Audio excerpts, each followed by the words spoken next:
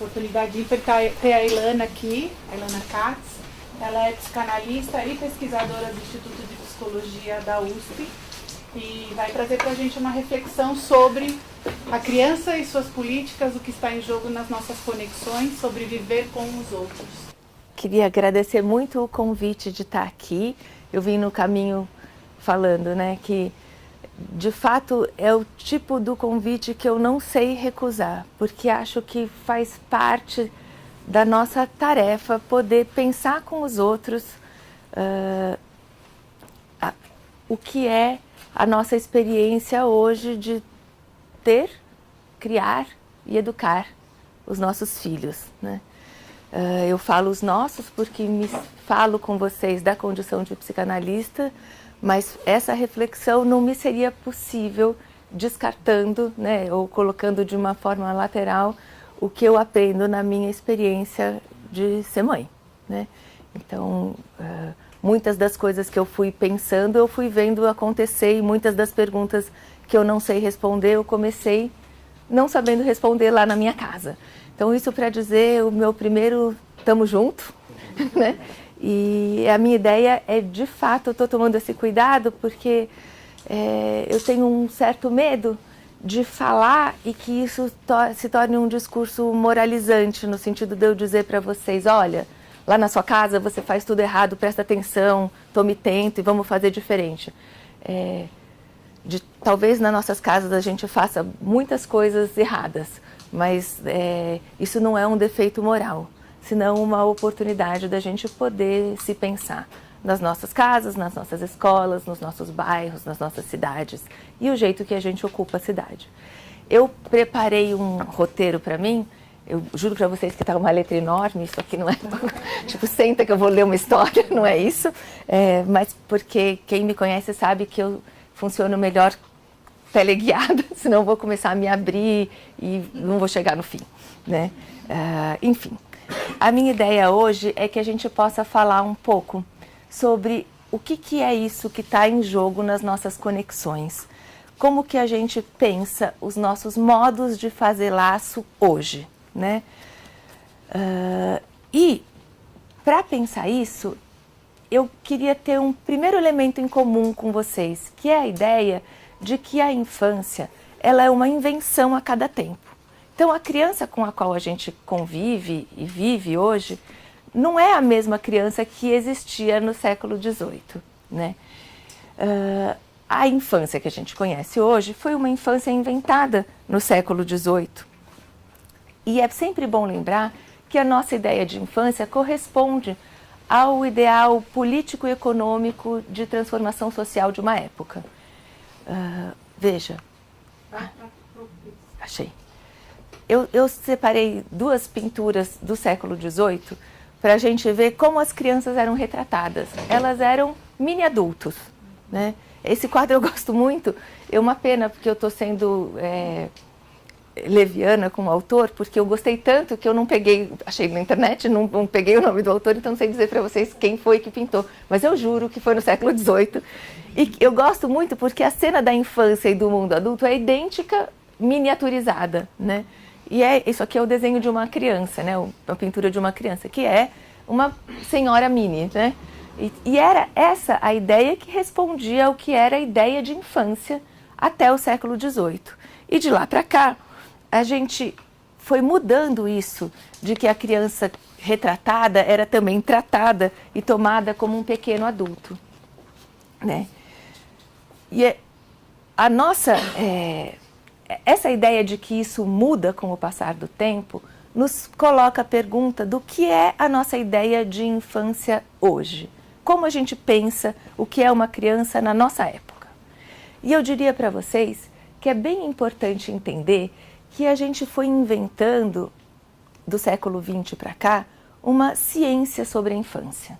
Então, a gente sabe sobre as crianças, a psicologia sabe, a fonoaudiologia sabe, a psicopedagogia sabe, a medicina sabe muito sobre as crianças, nós sabemos, investigamos sobre as crianças, e isso tem um efeito sobre a nossa relação com as crianças, né? Essa ideia de que é preciso uma ciência para enfrentar o cotidiano com os filhos, né? Porque a gente fala com as pessoas a partir de uma certa disposição de lugar. Então, eu estou falando com vocês da minha condição de pesquisadora e vocês estão me ouvindo a partir do lugar que vocês quiserem me tomar, sobre a que é a pesquisadora, ou a que é a psicanalista, ou aquela lá que tem filho da idade do meu, ou enfim, que for ser feito com o que vocês quiserem.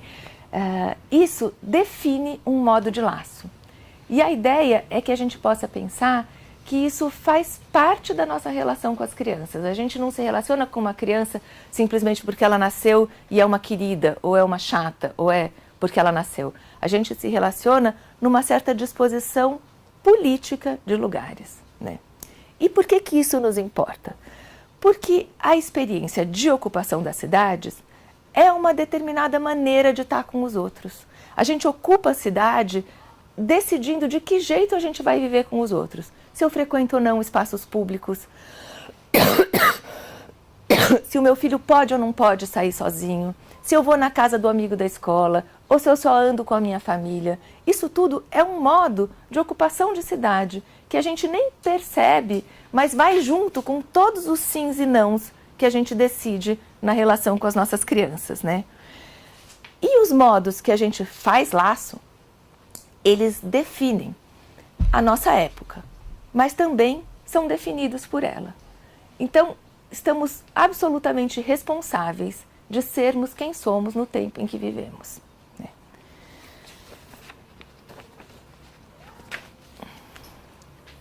Eu acho importante também considerar que a ideia de infância decide quais são as políticas públicas, e aí na política no sentido estrito, não da ocupação de cidade, mas quais são as políticas públicas que um governo resolve propor para a infância.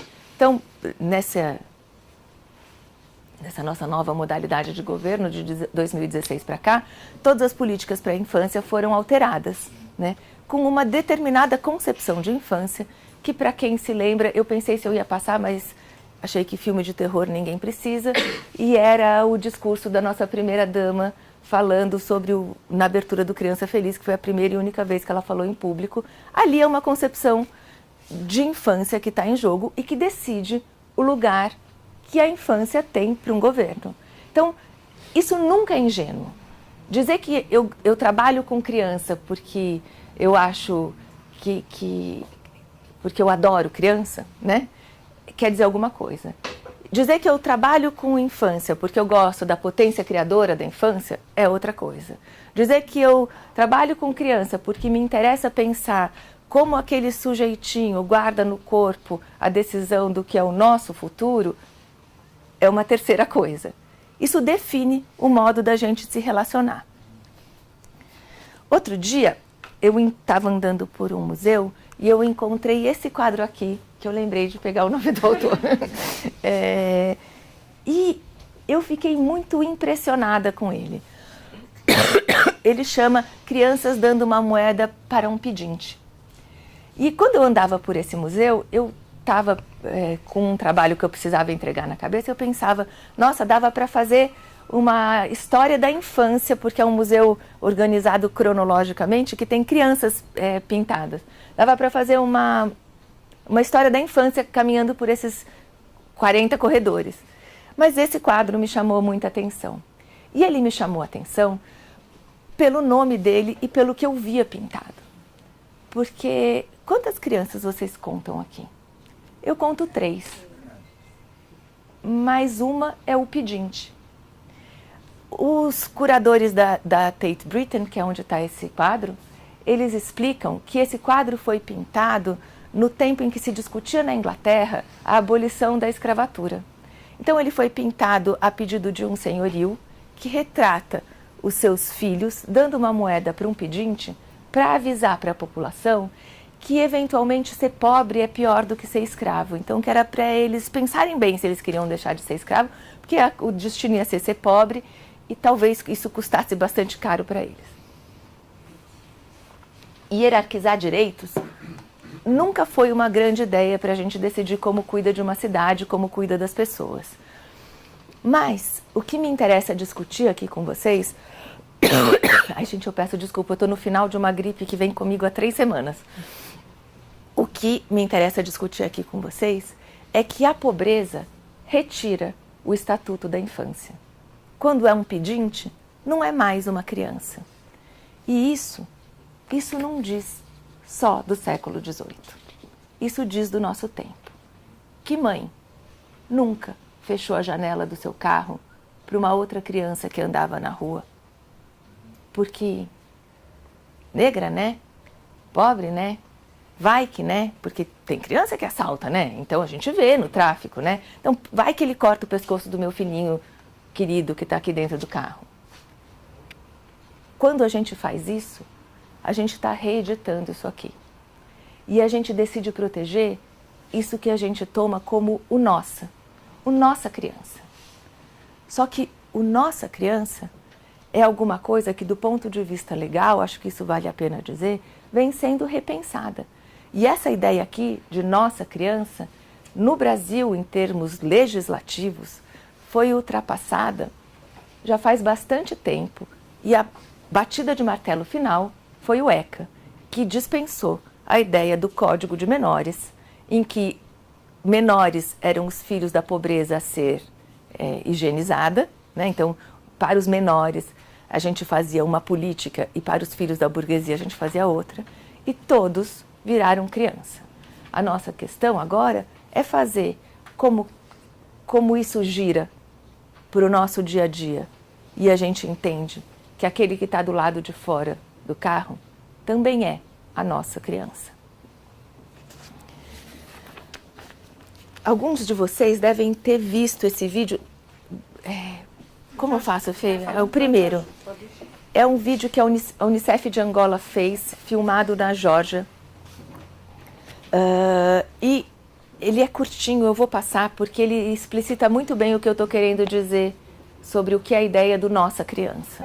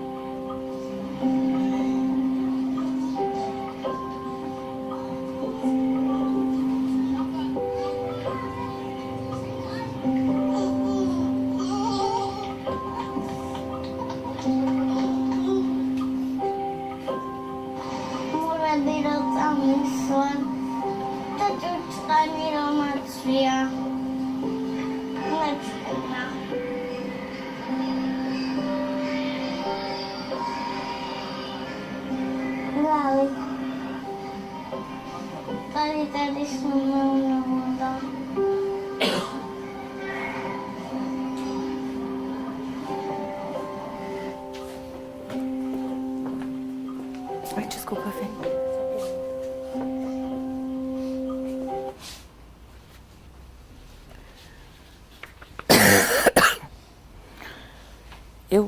Eu gosto desse vídeo porque ele é aquele famoso, uma imagem fala mais do que 1000 palavras, né?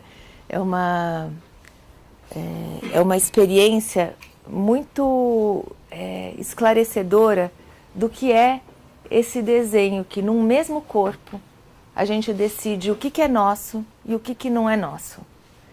A nossa criança, a criança que a gente protege, é a mesma criança, só que uma é a nossa, a outra a gente manda embora.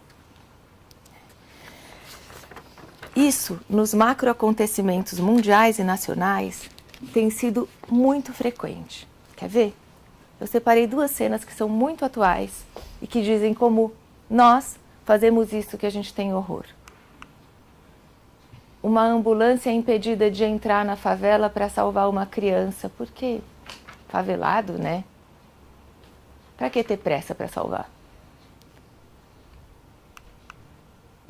Crianças são enjauladas na fronteira americana, né? Essa cena aqui, para mim, é o retrato do maior desamparo que alguém pode viver no mundo. E a gente sabe que algumas dessas crianças estão há 60 dias sem encontrar os seus pais, impedidas, pelo governo americano, porque elas perderam o lastro. Nós produzimos abandonados.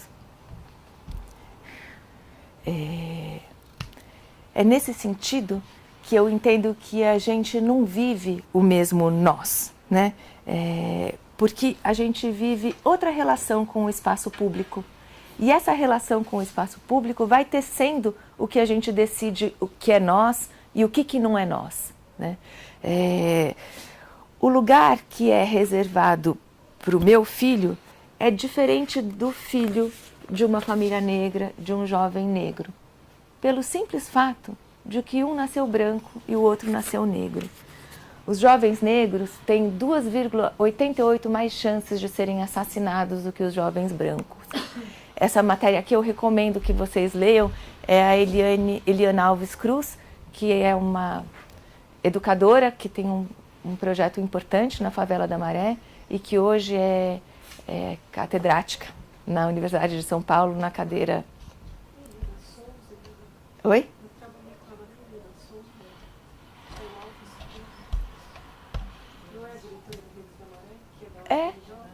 Na matéria estava... Então, será que eu não estou falando da mesma? Eu estou achando que eu estou aqui.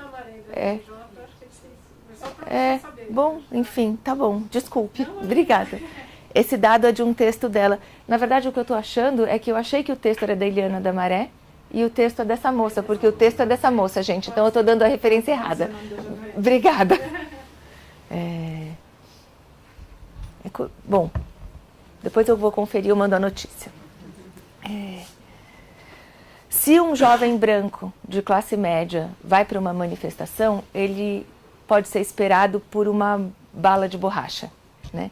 Que lesa a alma, a gente não fica igual depois, mas a gente está vivo.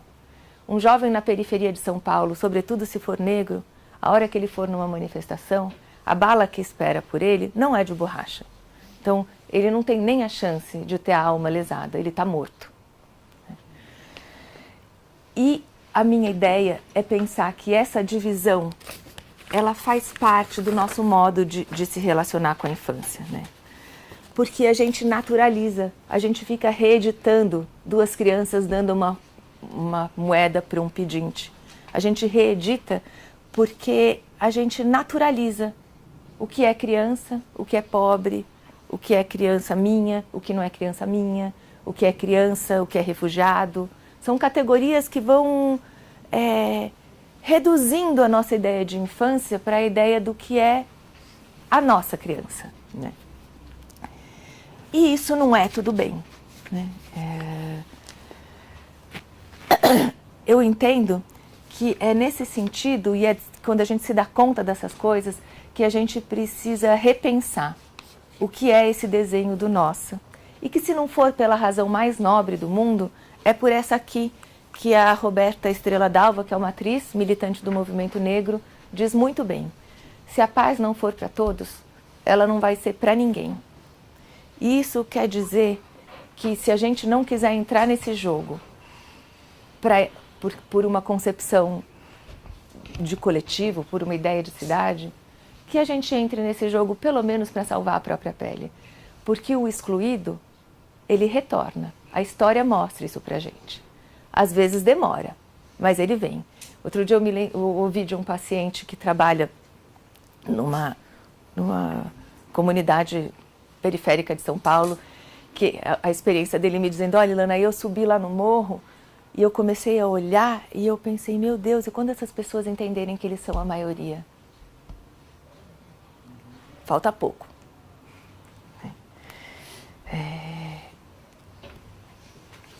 Eu queria mostrar uma outra coisa para vocês, que é, eu recomendo vivamente que vocês assistam esse desfile inteiro.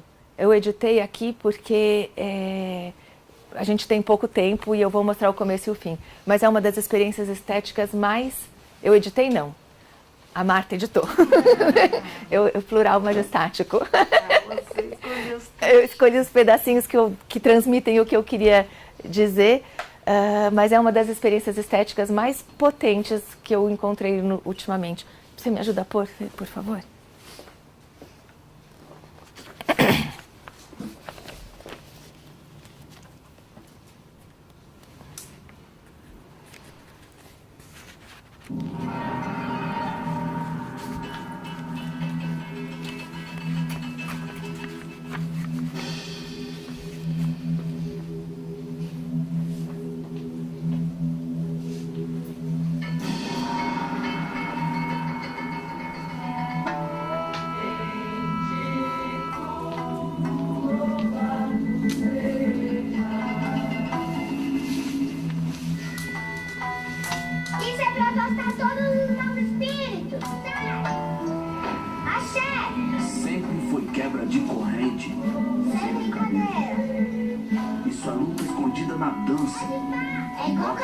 Não é assim mesmo. Daqui a pouco. Na trança.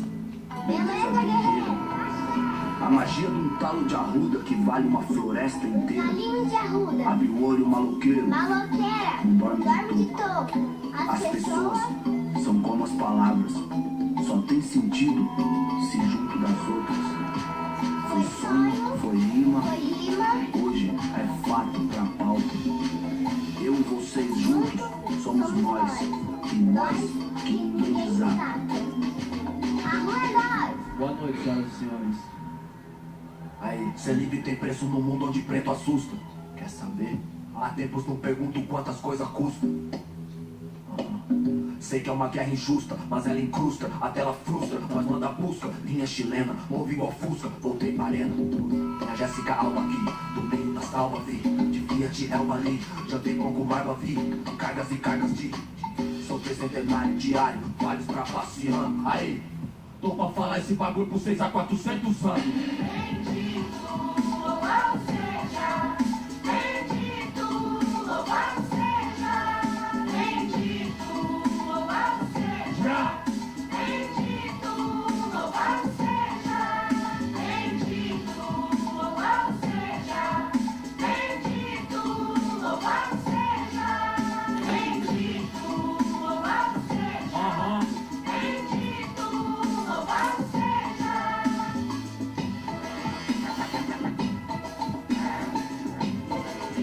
Hoje é o dia da favela invadir o Fashion Week, vai.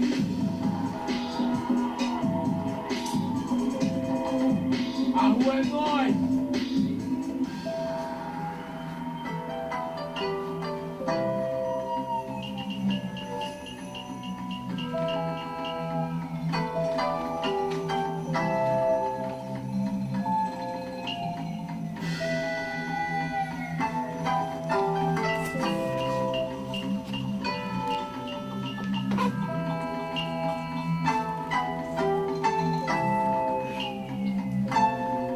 O negro é lindo e desde o Jorge vem no meu alforje tem. filme mais de 100. Ou se for taquileica, funge tudo pra que eu hoje regaçasse igual doce por Angola, Gege e Queto. Fiz com a passarela o que eles fez com a cadeia e com a favela. Enchi de preto, fiz com a passarela o que eles fez com a cadeia e com a favela. Enchi de preto. Chama Du! Agora nós!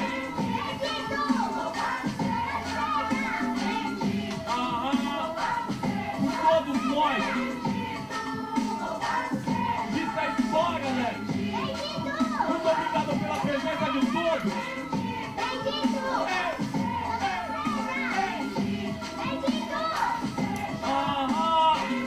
Laboratório Cansaço! Participação!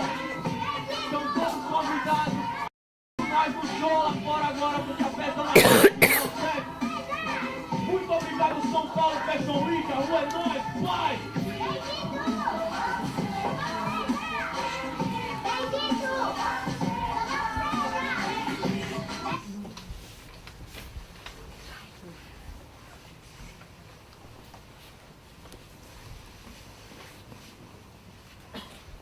Obrigada, Fê. Toda vez que eu vejo, eu acho que eu já vi umas 200 vezes esse vídeo. Toda vez eu efetivamente me emociono, porque acho que esses versos inaugurais, né, que é a filha do Emicida falando, eles transmitem com toda a potência que uma poesia pode ter, que em poucas palavras diz o que eu vou falar em 1h30 para vocês, porque a direção que a gente tem que ir, né? E eu gosto e uso essa experiência aqui, porque eu entendo que esse ato, né, assim, da grife da quebrada no São Paulo Fashion Week é um ato de borramento de fronteiras. E que é isso que a gente precisa fazer. A gente precisa repensar a nossa ideia de fronteira. Mas veja, isso só é ato. Só tem valor de ato a última frase, né, que ele diz, fiz com a passarela o que eles fez com a cadeia e também com a favela, enchi de preto. Se a grife da quebrada estiver lá no São Paulo Fashion Week, porque é grife, e o São Paulo Fashion Week é lugar de moda. E a grife da quebrada não é a coisinha bacana e o meu ato magnânimo de inclusão e de fazer responsabilidade social e blá, blá, blá, blá. Eles estão lá porque quem faz moda pode estar nesse lugar, né? E se a gente não olhar para isso desse jeito, a gente continua cuidando muito da gente e sendo muito legal de incluir, de pôr o outro para dentro. Que dentro? Que inclusão? A gente vai falar disso com alguma calma, mas, de fato, essa ideia de fazer o que é nosso mudar de lugar, esse borramento de fronteiras, é o ato político pelo qual a gente precisa se responsabilizar nos nossos gestos cotidianos, né? De fato que a gente possa se pôr a pensar o que nós quer dizer. No final do ano passado, do ano retrasado, desculpa, eu li um artigo muito interessante que está no Intercept, depois que eu percebi, todos os artigos que eu citei são do Intercept, não é jabá, é porque de fato foram os que eu achei que falavam disso, né?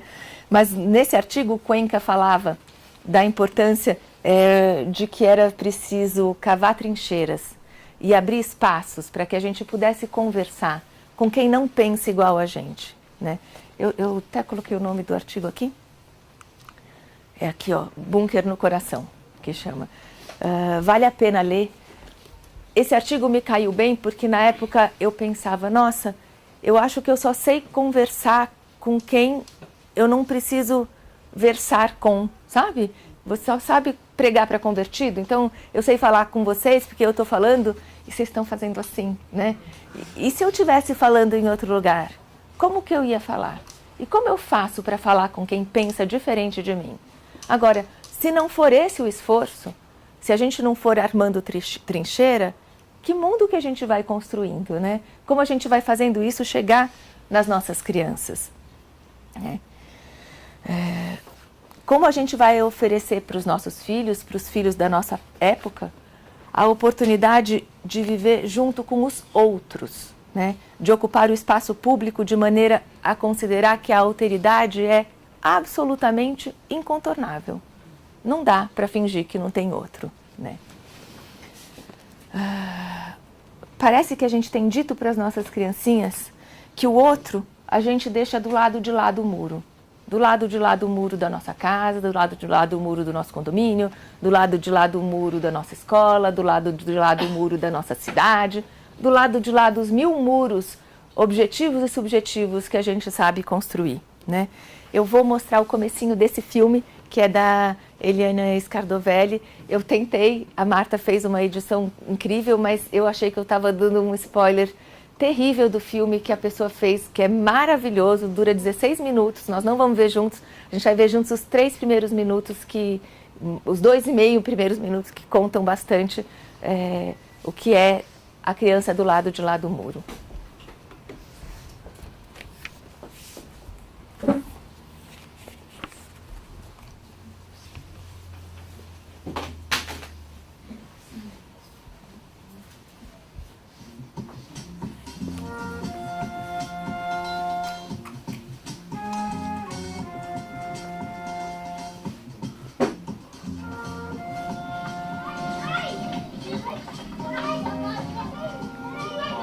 Nos olhos, sem dar sermão, nada na boca e no coração. Seus amigos são um cachimbo e um cão, casa de papelão.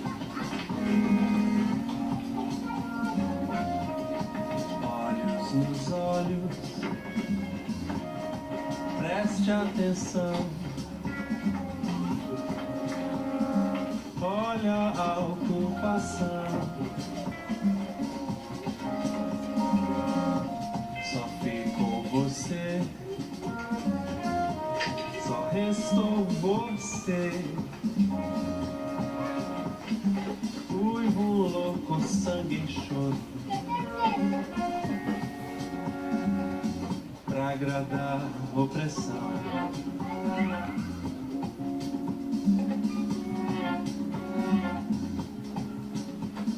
Não de foice ou faca esquartejada, alma amarga, massa salada, estoura pulmão.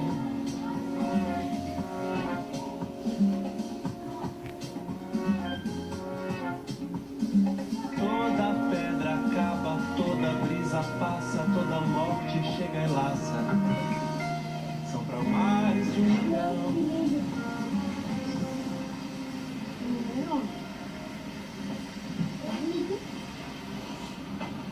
Olha lá por cima. Olha o menino andando de skate. Olha lá, jogando futebol. Lembra aí? Tem 2 campos. Tem 1, 2, 3. 3 por cima. É louco, um calorão desse, né? A gente vai lá nadar? É louco.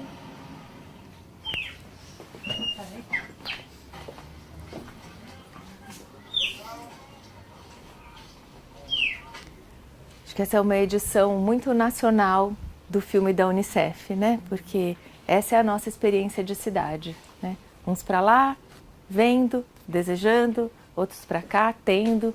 Quem fica vendo, fica cada vez mais vendo. Quem fica tendo, fica cada vez mais tendo. E a gente sai para jantar. Assim, eu sempre, quando eu penso essas coisas, eu me lembro de um filme, não sei se vocês viram, que chama O Clã, que é um filme sobre... Enfim, tem uma cena em que é uma família que sequestra uma pessoa. Algumas pessoas, era um trabalho de militância deles, enfim, e eles vivem no porão. E a vida na casa segue como se nada fosse, né? Assim, É o que eu digo, a gente vê isso aqui, pensa isso aqui e a gente sai para jantar. E a gente segue tocando a vida como se a gente pudesse esquecer. E um tanto a gente se esquece para se defender porque é preciso seguir vivendo, mas outro tanto a gente esquece um pouco demais, né? A gente esquece porque a gente esquece o quanto isso se reedita com muita violência no dia a dia. Por exemplo, como a gente tem pensado a experiência de inclusão escolar, né? Como a gente tem dito para os nossos filhos sobre esse que está na sala dele e que não pode tanto assim, que seja por questões absolutamente objetivas do ponto de vista físico, de deficiências no corpo, ou por questões absolutamente subjetivas, tem impedimentos importantes na relação com o conhecimento e na relação com o outro. O que a gente diz para os nossos filhos sobre isso? Não estou falando das intenções da escola, mas é muito comum que a gente diga: você tem que ser legal com ele, calma. Você, veja, ele tem dificuldade, seja amigo, seja legal, seja você uma pessoa boa. Quando a gente diz isso, a gente está dizendo para os nossos filhos que a escola é dele e que esse outro esquisito é alguém que ele deve conceder o espaço, que ele tem que ter paciência, né? Eu tenho pensado muito sobre duas palavrinhas. A primeira é essa, inclusão, né? Que é claro que ela faz parte da nossa história. Veja, eu sou uma militante desde o meu primeiro ato profissional do movimento da inclusão, né? Fiz parte, mas eu muito decididamente de todo o desenho da política pública e do modelo da educação inclusiva na educação especial. Mas hoje eu acho que a gente já tem condição de entender por que a gente está chamando isso de inclusão. Se a escola é para todos, quem que está incluído? Ou então a escola não é para todos, né? Acho que a gente já pode dar essa volta, são 20 anos de militância na inclusão, né? Já está na hora da gente dar um passo para frente. E essa hora é a hora da escola, mas também é a hora do nosso pequeno gesto de pensar o que é conceder espaço para o outro. Do que a gente está falando quando a gente toma a ideia de que o espaço para o outro é concedido, como se ele não fosse nosso, né? O que eu gosto de pensar isso, né? O que a gente tem dito para esses seres que guardam no corpo o desenho do que é o nosso futuro, né? O que a gente tem falado para as crianças, né? Eu tenho hoje muita tranquilidade de pensar e de dizer que a gente não faz isso direito quando a gente fica dando aula e discurso sobre tolerância. Porque tolerância é a segunda palavra que faz companhia para a inclusão, né? É tolerar porque é seu? Assim, você espera o outro andar porque ele anda devagar e todo mundo deve andar no ritmo do seu próprio passo? O que é tolerar, né? Mas eu acho que a gente não faz isso explicando e dando aula e ensinando as crianças como tolerar, ou como não tolerar, ou como entender que o outro faz parte, que a alteridade é incontornável, né? Essa transmissão, ela não é uma produção de ensino, mas ela tem a potência que essa palavra, que ela é uma palavra X, né, que é transmissão, porque na educação ela quer dizer uma coisa, na psicanálise ela quer dizer outra, mas falando do lugar de psicanalista, transmissão é isso que vai no nosso gesto sem a gente dizer. É o jeito que a gente lida com o outro que precisa de mais tempo, é o jeito que a gente se deixa esperar, é o jeito que a gente espera o nosso filho, é o jeito que a gente fala com quem não entende tão rápido o que a gente quer dizer, que a gente responde ao insuportável do telemarketing, pensando que lá tem ou não tem uma outra pessoa. Todos esses gestos, eles transmitem para os nossos filhos como a gente lida com a alteridade. E é assim que vai, é a famosa expressão francesa do ça va sans dire, que eu acho que vou traduzir bobo, né? Assim, é o que vai sem dizer, sem a gente ensinar. é o que vai no gesto, o que vai no ato, né?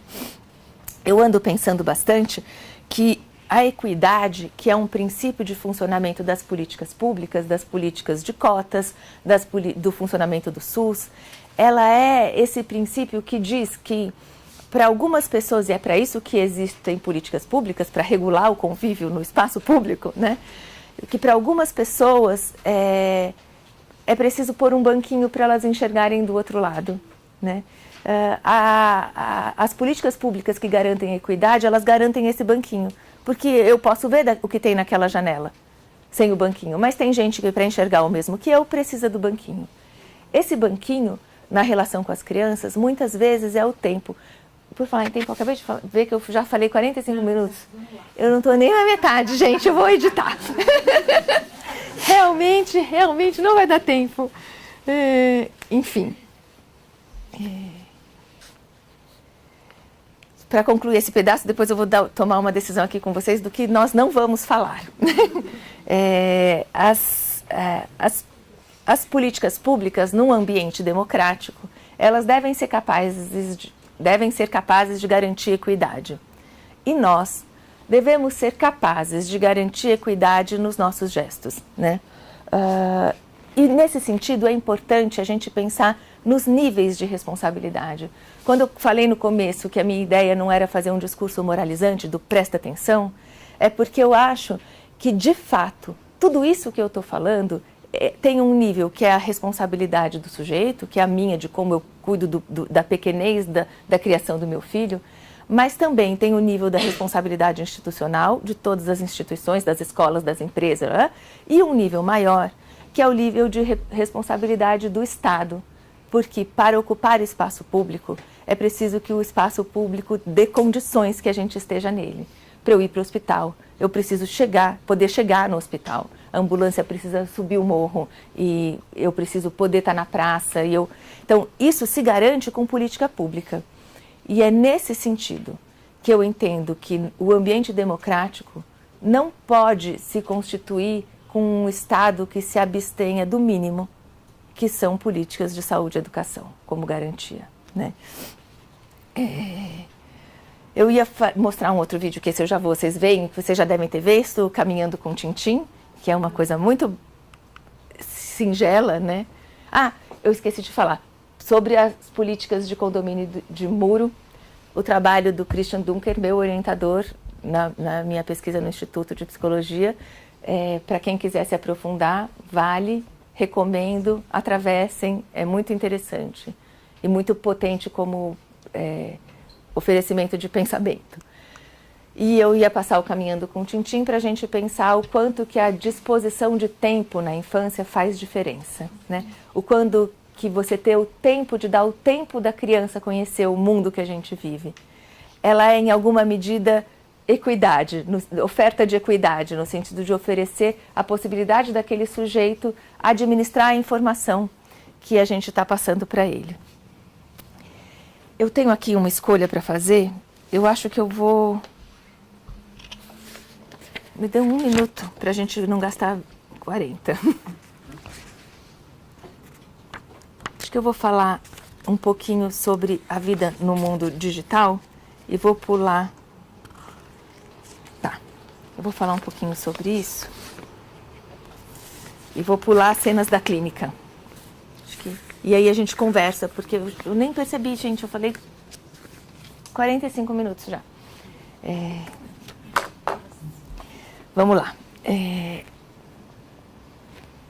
Quando a gente pensa na ideia do tempo, a gente necessariamente, se eu perguntar para vocês assim, com os seus amigos, quando vocês estavam conversando no Ano Novo, o que todo mundo queria? Tempo, não é? O que você quer mais na sua vida? Tempo. O que a gente menos tem na vida? Tempo. Mas o dia segue tendo as mesmas 24 horas agora e no século XVIII, né? Então a gente precisa entender que o que mudou não foi que a gente teve, evidentemente, menos tempo, mas o nosso modo de relação com o tempo.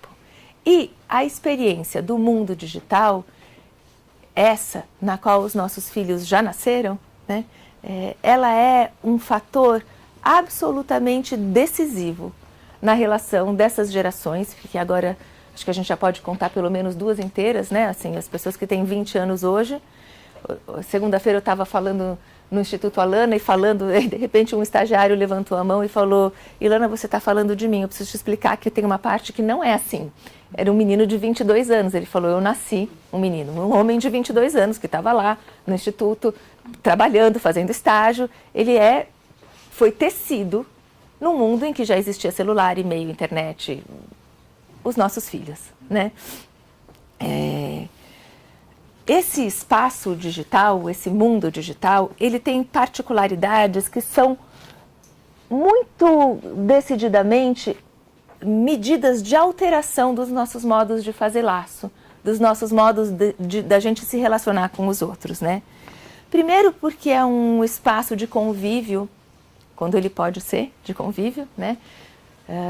Que é sem controle institucional, né? É claro que existe um regramento na internet, mas, por exemplo, no YouTube tem? Os nossos filhos que ficam vendo as criancinhas abrirem e fecharem pacotes de presentes que elas ganham, isso está regulado? Né? Tem toda uma política instituída, tem toda uma legislação instituída sobre propaganda para a criança no YouTube. Alguém já ouviu o Caio Moura falando sobre isso? Vale a pena, uma experiência. Caio Moura, aquele ídolo de muitas das criancinhas. É uma experiência e tanto. Ele diz: ué, você que deixou o seu filho ver o YouTube?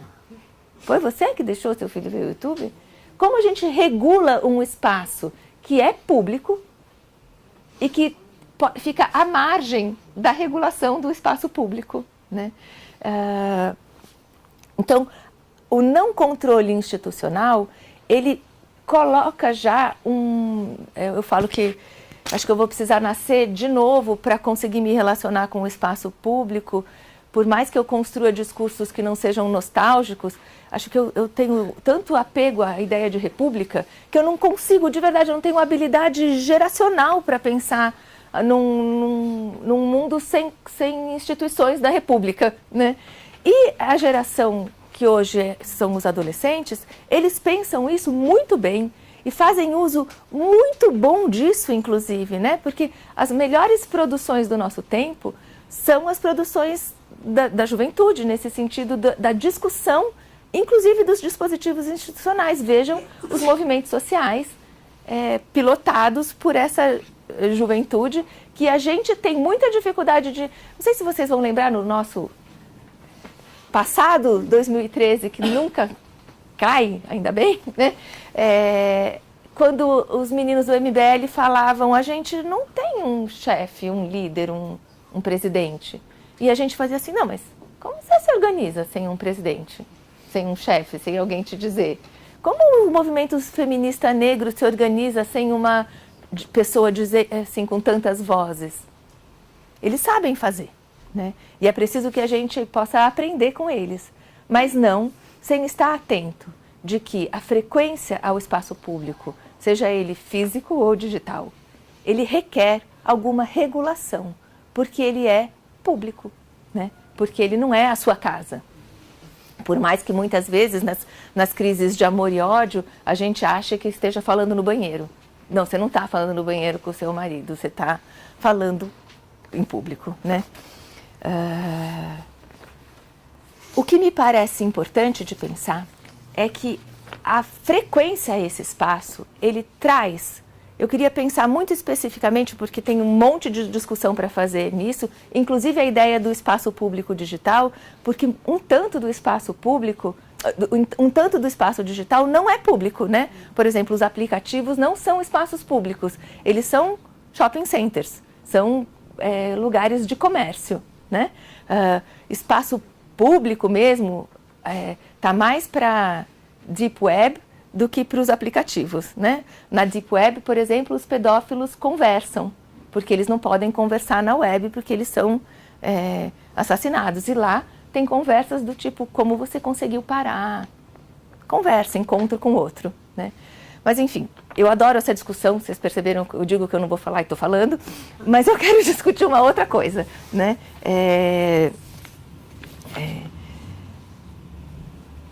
Como é para os nossos filhos, assim, para essas gerações de 0 a 20 anos, né? Estarem presentes num lugar em que o corpo não está e que, portanto, não apresenta os seus limites, em que a gente pode ser qualquer coisa, em que o corpo não faz limite para a fantasia. Eu, que tenho essa figura, me apresentar como um homem de 70 anos, negro, que mora no Alasca. Meu corpo não faz limite para a minha fantasia no encontro com o outro, né? Mas a questão da vida sem corpo é que não há vida sem corpo, né? E que o corpo sofre os efeitos da vida digital. A quantidade de informações que o corpo recebe quando a gente está numa atividade digital é imensa. Isso vale a pena os pesquisadores das ciências cognitivas que nos ensinam o que acontece no nosso corpo quando a gente liga o mundo digital, né? E o que acontece porque o corpo não tem a habilidade de recusar nada. Então, eu não consigo, por exemplo, eu estou aqui falando com vocês, eu estou olhando para a carinha de vocês, eu não estou me relacionando com aquela imagem que está ali, nem com aquela outra. Mas isto está se relacionando comigo. Eu não tenho a habilidade cognitiva de rejeitar essa informação. Imagina isso diante da tela. A quantidade de informações que o corpo absorve, que ele vai ter que lidar e que ele não tem condições físicas, bioquímicas e tampouco subjetivas de elaborar. Isso imprime um funcionamento mais acelerado, porque quando a gente desliga o celular, o nosso corpo não desliga. Você desliga o celular, mas ele não sai de você. O seu ritmo de funcionar não sai de você. E o que acaba acontecendo... Nossa, gente... Eu pulei outra parte. É que nessa impossibilidade de recusa, a gente vai tecendo uma relação com o corpo e, o nosso corpo vai vivendo um nível de informação que muda o nosso jeito de se relacionar com outros corpos. Por quê? Além da quantidade de informações, o que mais acontece quando a gente está diante das telas? Acontece que a gente não está feliz com esse vídeo. Quero ver você não tá gostando do que eu estou falando agora e ter coragem de levantar igual você deleta um vídeo. Você vai morrer de vergonha, porque eu vou olhar e falar, putz, né, aquela moça foi lá, tá triste, enfim. A gente, na vida digital, a gente tem as teclas delete e blocked, undo, que serve para as relações com os outros e a nossa relação com as coisas. A gente pode se enjoar rápido e mudar de objeto. Tá muito lento esse vídeo. Não dá para ver. E aí, a hora que a gente vai fazendo assim, a gente vai decidindo um modo de fazer laço com as pessoas. Porque aquele cara que não quer jogar futebol na mesma hora que você, dá muito trabalho para você. Só que você precisa dele para jogar futebol. E negociar com ele é um ato político de participar do espaço com os outros, de contar com o outro para se satisfazer. E o que a vida digital vem fazendo, quando a gente vai elegendo, eu chamei assim, para fazer uma figura das nossas Google companhias, é que esse outro, ele é absolutamente manejável, né? E ele é deletável, blocked, undo it, e tudo isso que pode vir junto com os comandos digitais. E a gente traz isso para as nossas relações, a gente traz isso para dentro da família. Outro dia eu ouvi de um paciente que tem um vício importante na relação com os games, né? Mas eu almoço demora 7 minutos. Vocês estão achando que é muito? Ele estava achando muito o tempo de dedicação para a família, 7 minutos por dia. Só que é muito sério isso, porque é uma pessoa que vive assim. É uma pessoa que está submetida a este funcionamento acelerado em que o outro não pode me ocupar, em que o outro precisa responder a isso. O que acontece? Quando a gente está numa Google companhia, vocês vão me dizer, mas o Google, eu dizia antes, né, o Google não sabe quem você é, não sabe com quem você está falando. Então, por exemplo, eu estou lá no meu consultório e eu recebo uma criança que teve um bebê que teve um diagnóstico de autismo feito pelos seus pais com os protocolos disponíveis na internet. E de verdade isso acontece, e aquelas pessoas, as 3, estão absolutamente sofrendo porque isso aconteceu com elas, né? O que acontece? Eu dizia, não fala com o Google, fala comigo, porque o Google não sabe quem você é, ele não está vendo seu filho. Hoje, o Google sabe quem nós somos, né? Somos um algoritmo, mas que ele pode medir pela nossa vibração ocular, se a gente está gostando, quanto tempo a gente fica num vídeo, o que ele tem que te oferecer, o que vai aparecer na sua tela, quantos permitis você der, quantos você não der, o quanto você acessa. Ele sabe quem você é, mas como você conta para ele? E isso é o que faz a diferença na nossa vida, né? Você conta para o Google, eu conto para o Google como commodity, eu tenho valor de mercado. Qual é a diferença da gente contar como commodity e a nossa satisfação, o nosso prazer, produzir prazer num outro corpo, que é o que acontece num jogo de futebol. Nós estamos jogando junto. O que acontece no meu corpo tem efeito no seu. Você quer que eu acerte porque o meu gol é o seu gol, é o nosso time. Ou você quer que eu seja um bom jogador porque você adora jogar contra quem joga bem. A hora que a mãe vai dar comida para o bebê e ela faz, sem nunca ter comido aquela papinha, o que acontece no corpo dela? Que informação ela passa para o bebê? Ela passa a informação de isso que te dá prazer, que te satisfaz, me satisfaz. Eu fico satisfeita com o seu prazer, porque eu não comi essa comida. Ou a criancinha que está correndo, cai e a gente faz, ai! Não doeu no nosso corpo? Doeu porque aquela criança te importa. E isto que se produz no nosso corpo, nesse encontro com o outro, é o lugar do outro na vida da gente. Nada mais e nada menos também do que isso. Só que isto requer o esforço e o tempo do estar junto, que a vida digital nos permite eliminar.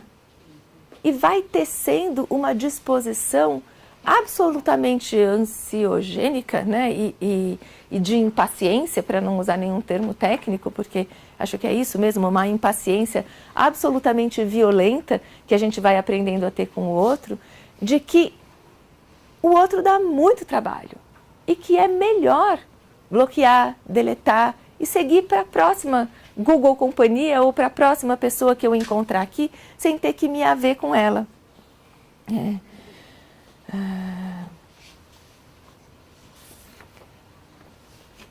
Isso, eu acho importante de dizer que essa ideia de que o corpo não faz limite, mas sofre os limites que a tela impõe sobre a gente, isso, quando eu digo isso, eu não estou dizendo para vocês isso é bom, isso é ruim, vamos responder com nostalgia, guardem os seus celulares, não deixem os seus filhos irem ao YouTube e blá, blá, blá. Eu, pessoalmente, tenho uma ideia muito clara de que na primeiríssima infância a resposta para as telas deve ser não.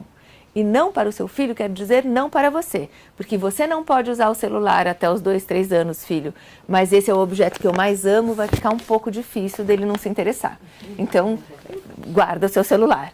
Porque aquilo tece uma companhia difícil para aquela criança, que tem muito pouca habilidade de lidar com isso. Mas também tenho noção, e vivo neste planeta, de que a resposta não é está proibido, né? Mas a resposta e também não é uma resposta moral e nem nostálgica. Nós éramos tão felizes quando brincávamos na calçada e a mangueira, e quando os cachorros não comiam ração, e a gente não usava cinto de segurança, e quando as crianças pulavam amarelinha, e a gente que descia no prédio e blá. Eu também tenho saudade, acho incrível, mas eu tenho saudade da minha infância. Acho que os meus filhos não vão ter saudade disso, porque eles vão ter saudade da infância deles, né? Agora, a gente não responde à questão da época com nostalgia, dizendo vamos viver como era antes. Mas é preciso que a gente possa se responsabilizar sobre o nosso modo de viver hoje com essas pessoas. De que maneira a gente está transmitindo para um filho que o prazer a gente vive como efeito do compartilhar, né? Eu acho que vou encerrar com isso, porque senão já falei mais 20 minutos, porque senão não vai dar tempo, eu vou contar para vocês uma história bem curtinha que transmite muito rapidamente o que eu estou querendo dizer, né? Uma menininha de 4 anos que... Minha pacientinha, 4 anos recém-feitos, com todos os diagnósticos que vocês podem imaginar vindo da escola, porque ela era uma menina muito tomada no lugar do esquisita, porque fazia coisas esquisitas. E o que acontece na cena clínica com essa menina é que ela não consegue fazer nada junto comigo. Ou ela brinca, ou eu brinco. E porque isso é um consultório, o meu trabalho é tornar a minha presença possível para ela. Então, muito lentamente, a gente vai fazendo o ir e vir, um pouquinho comigo, um pouquinho com você. E, bom, chega um dia, edição de Hollywood, tcharam, ela consegue brigar com os outros, o outro, no caso, sou eu. E a gente entra em alguns jogos em que tem a minha vez, tem a vez dela, em que eu rio quando ela consegue, ela ri quando eu consigo. E a questão é que naquele tempo em que nada disso era possível e eu ficava num cálculo minimalista da minha presença com ela, eu não estava exatamente me divertindo, porque é um cálculo que precisa ser muito exato para ser possível para alguém introduzir a presença do compartilhar, né, do estar com o outro. E aí, o que acontece? Quando começa a ser possível para ela que a gente viva junto, que a gente brinque junto, que a gente brinque, eu começo a me divertir, né? Assim, olha, eu gosto de brincar com as crianças. E a gente está lá num jogo e eu começo a achar legal que o jogo é legal, achar legal que a gente chegou nesse momento do trabalho. E eu começo a gozar daquela experiência e eu levo muita porrada. De verdade. A hora que eu relaxo e que começa a ser legal, ou voam todas as peças do jogo, ou eu levo uma chapuletada na cabeça, ou um soco no nariz. E para aquela menina está impossível compartilhar daquela experiência comigo. Como isso o que essa cena me ensinou? Me ensinou que a gente não é filho de chocadeira, nem eu, nem ela e nem nenhum de nós. E que, portanto, de algum lugar, essa menina aprendeu que ou eu gozo ou você. Que eu não gozo nem de você e nem com você, e ou vai ser legal para mim, ou vai ser legal para você. Porque junto a gente não consegue.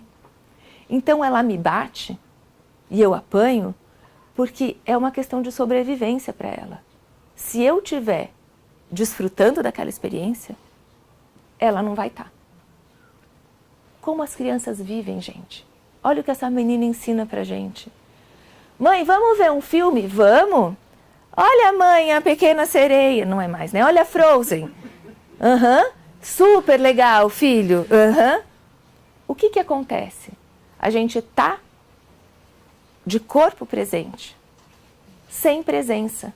A gente tá vivendo ali sem a possibilidade de compartilhar do prazer. E nesse gesto, além da gente ficar sozinho com as nossas coisinhas, a gente deixa a criança sozinha. O que quer dizer deixa a criança sozinha? Com quem que ela vai aprender a compartilhar? Cadê aquele, que delícia que para você tá gostoso, filho? Não estou dizendo com isso que a gente não viva, mas a gente vai fixando um modo de viver com os outros que sempre se pode esperar. O outro pode sempre esperar um pouquinho, porque só um minutinho, só uma mensagem. Peraí, só mais 1,5. As crianças falam disso pra gente há muito tempo. Muito antes delas terem o celular, elas já estavam dizendo pra gente, não, mas a minha mãe estava no Facebook. Isso conta de um modo de tecimento de subjetividade no qual a gente é absolutamente implicado e que é preciso que a gente possa pensar. Porque o resultado disso é, no mínimo, uma dificuldade bastante importante de experiências de compartilhar. Compartilhar isso, que é a experiência do cuidado. O que é cuidado, gente? Cuidado é você estar diante de um outro que faz diferença para você. Para quem você quer fazer diferença. Para quem você quer fazer uma marca na vida. Então, cuidado. Por que as crianças nas UTIs morrem de hospitalismo? Porque o procedimento técnico está todo feito ali. Mas aquela criança não importa como sujeito de diferença para aquele que cuida. Ela serve só, ela deve ser um corpo que funciona, né? E sendo corpo que funciona, a gente não está cuidando de ninguém, porque a gente perde a possibilidade de transitivar, que é isso que o Google não faz. Transitivar é esse gesto que a experiência de cuidado traz para a gente, que é isso do, ai, que dor, né, que você me deu, que é o efeito do prazer no seu corpo me dá prazer. E assim a gente vive junto uma experiência de prazer. Isso nos enlaça. Se a gente abre mão deste tipo de laço para priorizar um tipo de laço em que o outro é blocked, deleted, undoed e todos os restos que a gente tem disso, a gente tece um outro modo de fazer. E aí a gente dedica os nossos filhos, né, para déficit de atenção, ansiedade, depressão. De algum lugar esses sintomas vêm. E os sintomas são esses acontecimentos de corpo e que tem tudo a ver com os nossos modos de fazer laço. Portanto, quando eu digo para vocês eu não sei recusar o convite de estar aqui, é porque a minha ideia é que a gente precisa inventar junto com as nossas crianças e, sobretudo, junto com os nossos jovens adolescentes, porque a resposta vai estar do lado deles, com eles. A gente precisa reinventar a nossa experiência de comunidade. Acho que eu vou parar e o que eu não falei eu mando por escrito, enfim, e eu queria ouvir vocês um pouco.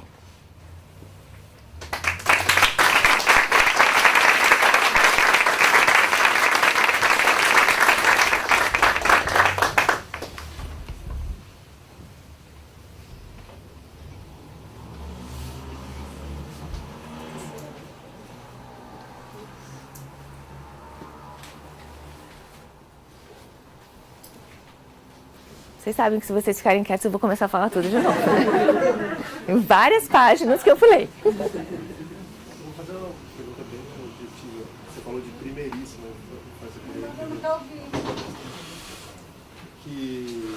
A Ilana falou de primeiríssima infância. Eu queria entender o que você chama de primeiríssima infância. Que idade é essa? Só uma... 0 a 2, 3 anos. Tá. A primeira infância é uma noção muito clara nas políticas públicas, né? De 0 a 6 anos. Sim. Eu falo primeiríssima infância, a primeira metade, digamos assim. Certo.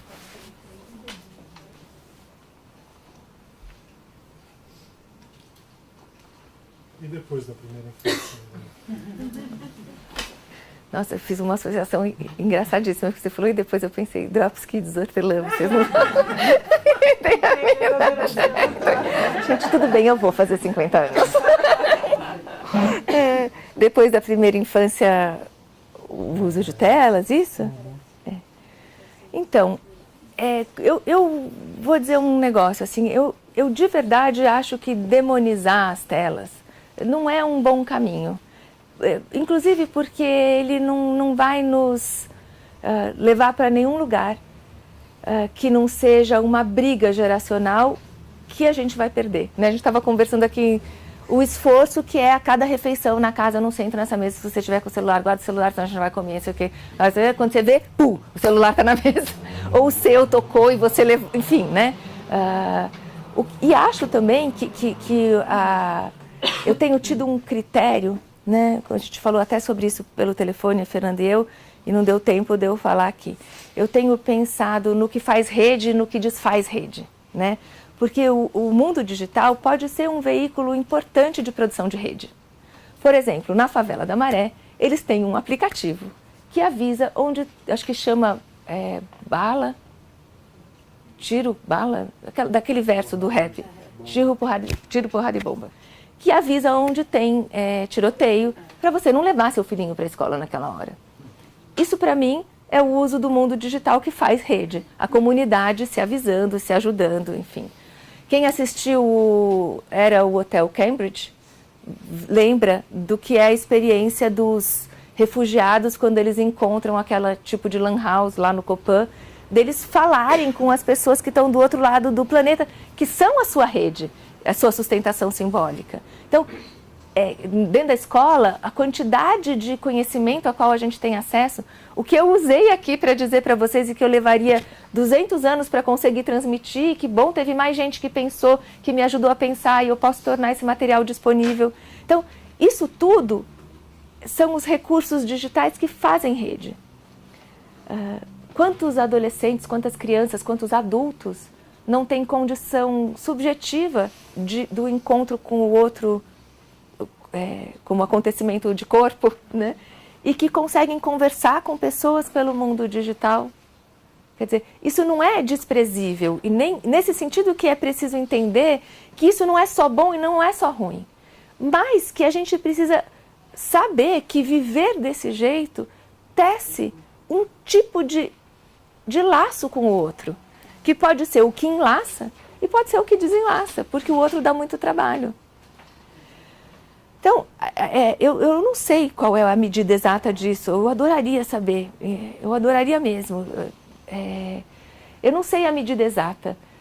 Eu sei que eu, por exemplo, não saberia nem metade do que eu sei que me ensina o movimento negro se não existisse internet. E que isso mudou a minha vida, né? De verdade, né? Assim, poder pensar o que é espaço público junto com o que me trouxe o movimento negro, fez toda a diferença na minha vida.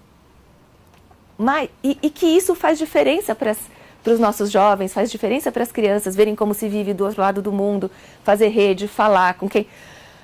Mas que pode ser muito complicado se a gente só fizer desse jeito.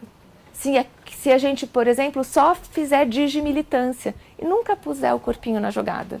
Você nunca estiver na Avenida Paulista quando assassinarem a Marielle ou quando acabarem com o financiamento do CAPES e do CNPq, ou, enfim, quando seu corpo nunca está na jogada, é um problema.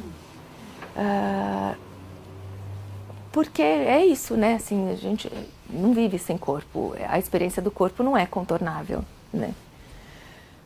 Não sei se eu te respondo sem te responder, né? Enfim. Eu acho que assim, a gente se sente um pouco perdido, né? E aí, acho que a pergunta dele foi um pouco nesse sentido. Quando você fala do 0 aos 3 não, é um conforto, porque a gente sabe como proceder, né? A partir dos 3 a gente já não sabe mais. Né? Então, estamos juntos. O que eu consigo te dizer um pouco é assim, por exemplo, o diagnóstico de autismo até 2014 era decidido pela OMS que era feito, não poderia ser feito o diagnóstico, fechado, até os 3 anos. Hoje a OMS trabalha até os 2 anos. Então a gente poderia, por exemplo, pensar, é até 2 ou é até 3?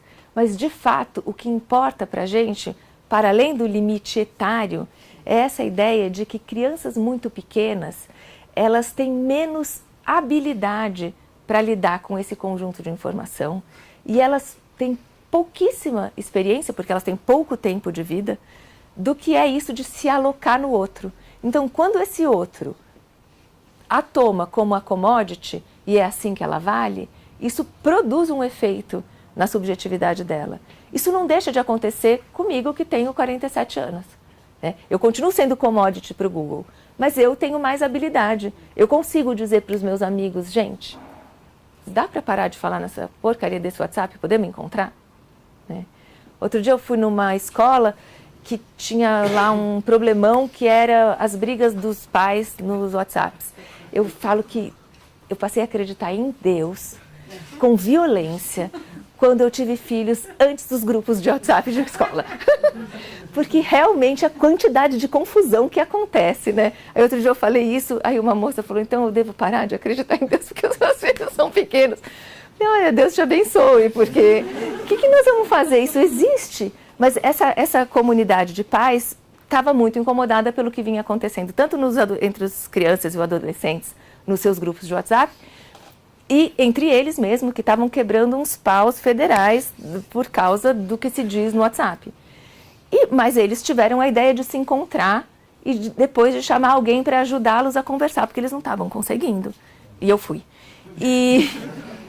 E eu achei muito interessante porque, de fato, o que eles concluíram naquele primeiro encontro, depois eles seguiram sem mim, não sei o que aconteceu, mas o que eles concluíram ali era que o WhatsApp ia servir para marcar encontro e passar material, mas que eles não iam sequer conversar sobre os artigos de jornal que eles mandassem ali, e que eles iam ter encontros em que o tempo do outro contasse com a presença física e com a espera necessária de estarmos juntos conversando, né?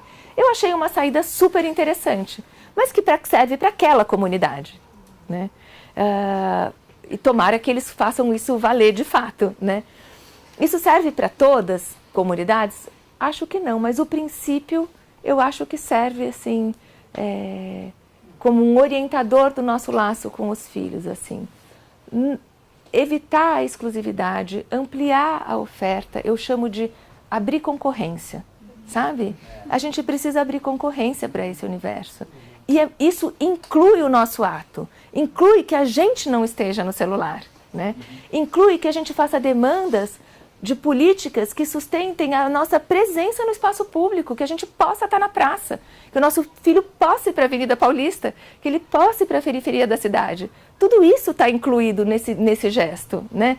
Não é só no nível da responsabilidade individual de desligue o seu celular. E vamos para onde? Cara, a preocupação mais importante de todas as pessoas com as quais eu converso, e quando eu abro o jornal, qual que é? Segurança.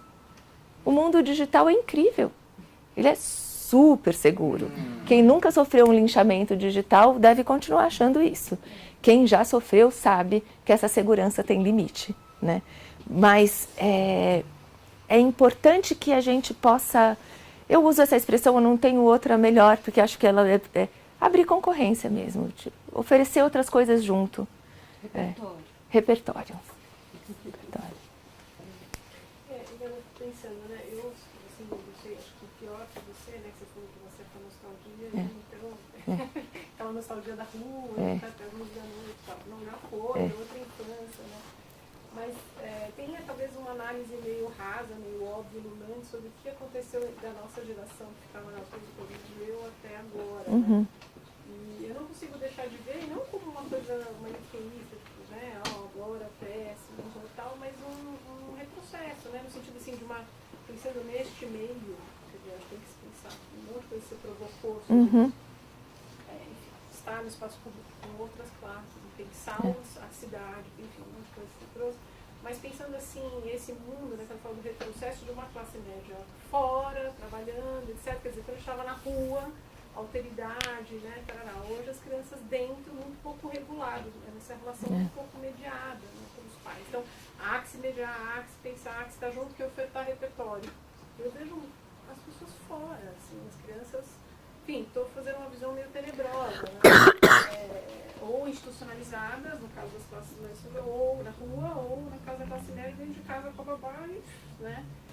Enfim, como é que você analisa? Eu ainda tenho uma coisa, lembro do Paulo Freire falando que o indicador de cidade saudável era as crianças na rua, né? Quando a gente ocupa, eu trabalhei muito no terceiro setor de educação, nessa perspectiva de cidade educadora, bairro educador, de ocupar a cidade, e vi esses fenômenos acontecendo em alguns lugares por iniciativa de algumas instituições, né? Das crianças irem para a rua, e isso tem um efeito no bairro. Então eu ainda fico dialogando um pouco com essa coisa dessa volta, da possibilidade de estar no espaço, né, e viver na cidade e tal. Então, não sei, eu fico pensando um pouco que caminho, né, vai seguir, né, quando eu penso nessa indisponibilidade dos pais, as crianças, vontade de perguntar o que você tem visto, assim, desse uso, por exemplo. Eu fico apavorada, ainda não tenho filhos na adolescência, por mim, eu acho que não vou fazer isso, mas assim, só teria celular com 16 anos. Seria lindo. Seria lindo, é a minha vontade. E de repente eu vejo todo mundo na escola falando, olha, aqui, né, nem é uma crítica à escola, mas com sexto ano já pode. Não, né, e as crianças no celular, assim, né, que é um mundo na mão. E você não está o tempo todo, né, com os seus filhos, né. É um mundo na mão, para o bem e para o mal. É foda, né, porque está todo mundo ali assediando, assim. Então eu já vi gente que falou, não vou dar, puta, não dá para não dar. Aguenta até o todo 7. mundo. Não, mas não dá, porque na escola todo mundo pode, e aí rola um porque aí e tal, não sei o que lá. Não estou dizendo que é ceder, mas estou dizendo desse dilema, né? Um acesso ilimitado, né? Porque o celular é tudo, porque é o Google, né? Tudo bem, então vamos formar, tá? Acho que a escola tem um papel. Mas é meio... Não, é exasperante mesmo, porque... É uma oferta repertório, como você está falando, vamos ofertar repertório, mas não está em casa, quer dizer, sei lá, né? Não, a gente está menos em casa e que valor tem a nossa palavra, né? Eu conto uma história que é uma história velha, mas acho que vocês vão entender, e é a minha história pessoal, né? Por muitos anos, eu dizia para os meus filhos que não podia ver novela, não era série, né? Porque estragava, eu falava, a gente não dá para ver novela que estraga o cérebro, eu dizia. E aí eles pediam para ver um programa que os amigos viam que chamava Pânico, que não sei nem se ainda existe. E eu dizia... Eu moro na casa do cara que é um cara que produzia. E eu falava, claro que não pode ver Pânico. E eles não viam, porque eu estava em casa no domingo à noite. Até que um dia eu descobri que eles viam na segunda-feira de manhã, antes de ir para a escola, no YouTube, o programa... Tipo assim, não pode ver Pânico, sua idiota, né? Assim, você está falando com quem? Então, bom... senta aqui do meu lado e vamos ver, porque então a gente vai falar sobre isso. E é o recurso que eu consigo ter.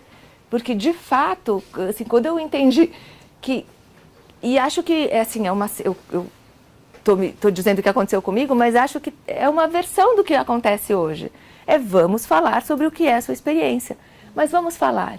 E vamos também entender que a gente vai precisar repensar o nosso tempo de encontro com essas pessoas, assim. De fato, tem que repensar. Eu não consigo... Eu fico angustiada de falar isso. Eu tenho muito medo desse discurso culpabilizante de pais, de nós como pais, porque acho que isso não leva a lugar nenhum. Ai, eu não posso. Ai, deixa eu guardar meu celular. Ai, meu Deus, deixei meu filhinho antes dos 3 anos ver um iPad. Enfim, e que a gente não chegue em lugar nenhum culpado. Mas é preciso que a gente esteja implicado no que acontece com os nossos filhos. Então, que sim, a gente deixa de ir no restaurante porque aquela criancinha não aguenta. E bom, a gente não vai. Perdemos todos. E a experiência de perder todos é a experiência que transitivamos junto. Assim. A gente perde a feijoada do lugar X no sábado, que foi uma delícia até eu ter filho, e vai ser gostosa daqui a 8 anos, quando esse menino ficar sentado na cadeira. Bom, senão ela vai ser chata e eu vou lá comer mais rápido. E é isso aí. O outro dá trabalho. Eu não sei muito como desviar disso, assim. Criar filho dá trabalho, porque o outro se atravessa com as demandas dele na nossa demanda. E, bom, isso não é contornável. Assim, isso que a gente resolve pondo o iPad na frente da criancinha no restaurante, resolve a cena do restaurante, certamente. Mas ela cria um outro problema, que depois a gente diz, puta, esse cara não sabe esperar. Estranho. Que oportunidade ele teve de aprender a esperar? Sim, ele não sabe mesmo esperar, mas não é ele é um idiota que não sabe esperar ou ele é um doente que precisa tomar Ritalina. Ele não aprendeu a esperar. Isso produz um efeito no corpo dele, de um sujeito intolerante, de um sujeito apressado. É isso que está em jogo. Quando você me diz assim, o que nós vamos fazer? Nós vamos falar sobre isso. E aí, a hora que a gente estiver ali louco para a criança ligar a televisão, abrir o YouTube para a gente poder terminar a tese, a gente vai falar, não, mas agora eu quero que ele saiba esperar. Então, filho, espera 10 minutos que eu vou escrever um parágrafo e aí eu também vou esperar. E não vou escrever o próximo parágrafo e vou estar ali com ele. Isso no nível das responsabilidades individuais. As responsabilidades institucionais, eu acho que passam por essa experiência de que as instituições têm que trazer o debate para dentro, né? E que a gente tem que enfrentar as questões na sua complexidade. Não é simples, não. Eu adoraria dizer até os 3 proibido, depois dos 3 liberado, ou até os 7, 10 minutos, 1 hora por dia, enfim, adoraria. Eu não sei, eu não acredito nisso, né? Eu não acredito e nunca vi isso dar certo. Mas a responsabilidade do debate é o que nos enlaça, né? A minha experiência faz diferença para você, a sua faz diferença para mim, e a gente vai fazendo diferença um para o outro. E tem um outro nível que eu acho que a gente não pode, não deve desviar. 2018, eleições. De verdade, é assim, construir uma cidade é uma responsabilidade política, né? Ter lugar para ir, poder oferecer repertório é uma responsabilidade de Estado. Responsabilidade política que é de todos nós, mas da qual um Estado não pode desviar. Então, a gente pode não só votar, a gente pode militar, a gente pode discutir, a gente pode fazer força e experiência de cidade nas nossas pequenas comunidades. Assim, não estou dizendo para vocês, vamos invadir Brasília e decidir como... Enfim, muitos de nós fazemos isso eventualmente, né? Mas é preciso que a nossa força comunitária imprima uma demanda de política pública. Assim, eu não acho que isso é contornável. Agora, essa é a minha posição política, subjetiva, eu faço assim. Não acho que a gente decide essas coisas, por isso que eu digo, fica simples dizer para os pais, não pode celular até os 3 anos, não tenha um iPad, né? Que cidade está sendo oferecida para esse cara ocupar, né? Bom, então, são responsabilidades que eu não sei pensar isso de outro jeito, eu já comecei a me repetir, vou parar de falar.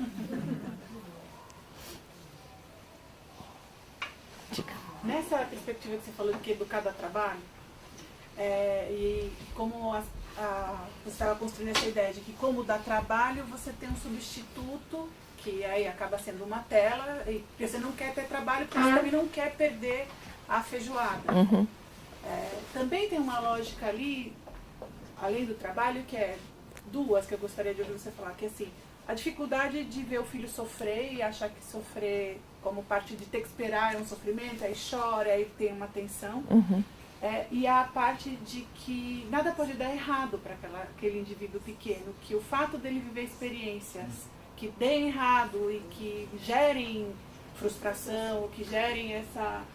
pode ser para ele algo que não seja bom. Então também tem esse super controle, que o dar e tirar a tela, Uhum. Vai dar alguma coisa errada, eu dou a tela. Eu não quero chora. Não quero ver choro. Eu fico controlando nesse ligo e desligo. Né? Sim. É uma outra geração de pais também. É. A gente estava conversando entre amigos, né? Que a gente vinha dizendo, a gente ia pra rua, os pais gritavam às horas da noite. Almoço! Meu marido ia, no bairro de classe média, eu preciso ajudar minha avó, minha sogra fazendo isso, mas ela deixava, ele mostrou esse dia uma área verde, no bairro onde a gente mora, mesmo bairro onde ele cresceu. Eu falei, eu entrava nessa clareira com os meus amigos, a gente explorava. E aí você tem também o controle que as famílias vão pondo no digital, né? Querendo acompanhar, ok, tem algumas circunstâncias que são pequenas, mas conforme eles crescem, ainda grandes, sabe senha, sabe controle, fica olhando, gente, põe chip atrás da orelha. Não, o celular, né, que os adolescentes, graças àquele Deus, são mais espertos, mas essa coisa desse dispositivo de caminhar com o seu filho, você fica vendo onde ele está, sabe? No seu celular, fala com o celular dele e tal. Mas, isso está no lugar da palavra, né? Assim, isso está no lugar de filho onde você está. Estou na casa do Pedro. Tá mesmo? Né? E aí... não, você não está na casa do Pedro, você está no bar. Bom, e aí você faz o quê com essa informação, né? Eu sugiro para vocês um dia com essa coisa ligada, para vocês verem o transtorno que é. Você faz o quê com a informação que o cara tá mentindo e você descobriu? Assim, que lugar...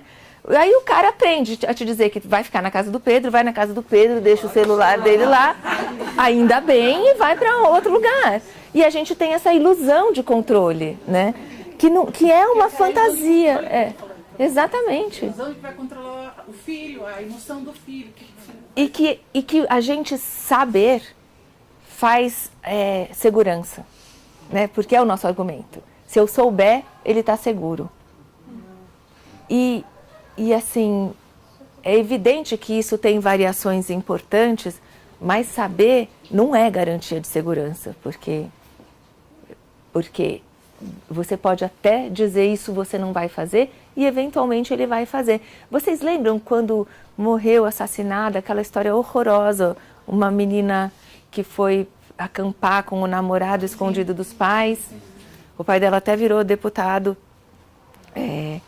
Eu me lembro que saíram coisas escritas no jornal na época que me deu ódio de classe, assim, da classe dos psicólogos, sabe?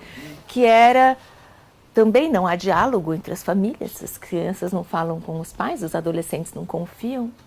Eu quero que levante a mão uma única pessoa que nunca disse para os pais que ia para um lugar e foi para outro.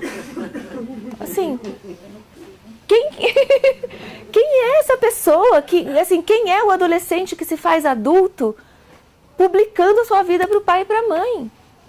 Essa menina deu um azar danado. Ela calculou mal e passou um louco no caminho dela, gente. Passou um psicopata.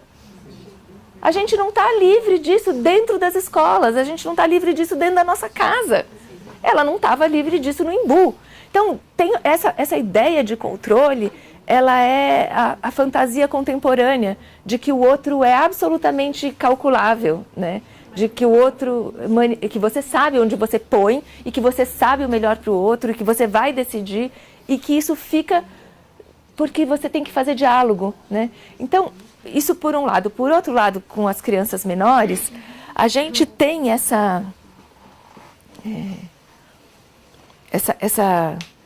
ideia de que a gente deve contentá-los, porque se eles forem felizes, a gente é bom pai, né? Assim, é só uma experiência narcísica, não é muito mais glamuroso do que isso.